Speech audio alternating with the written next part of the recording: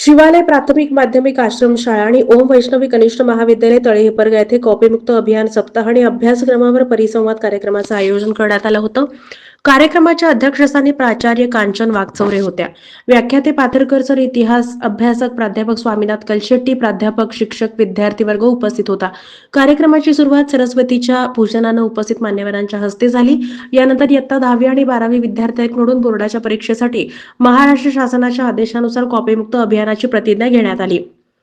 प्राचार्यांच्या हस्ते व्याख्यात्यांचा यथोचित सत्कार झाला. या प्रसंगी प्राचार्य कांचन वागचौरे मॅडम यांनी विद्यार्थ्यांना परीक्षेच्या शुभेच्छा देऊन मार्गदर्शन केलं. यानंतर गणित भूमिती विषयाच्या बाबतीत 10वीच्या विद्यार्थ्यांसमोर पाथरकर सरांचं मार्गदर्शन झालं. 12वीच्या विद्यार्थ्यांना इतिहास विषयावर मार्गदर्शन करताना इतिहास अभ्यासक प्राध्यापक स्वामीनाथ कलशेट्टी म्हणाले, विद्यार्थ्यांनी बोर्ड परीक्षेची भीती न बाळगता अधिक चांगल्या पद्धतीने कृतीपत्रिका सोडवण्याचा सराव करावा, वेळेचा सुयोग्य वापर करावा, शेवटच्या टप्प्यात अभ्यास कसा करावा याचं मार्गदर्शन केलं.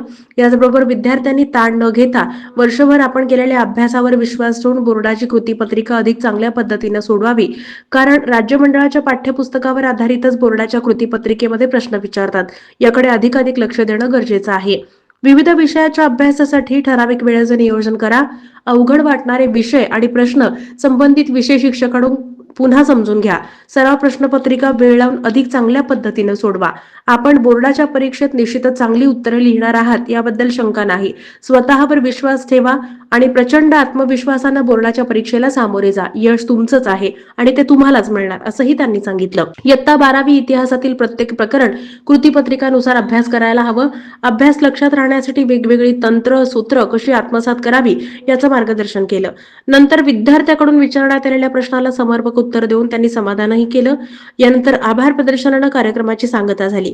हा कार्यक्रम यशस्वी करण्यासाठी शिक्षण संकुलातील सर्व कर्मचारी वृंदांचं बहुमोल सहकार्य लाभलं.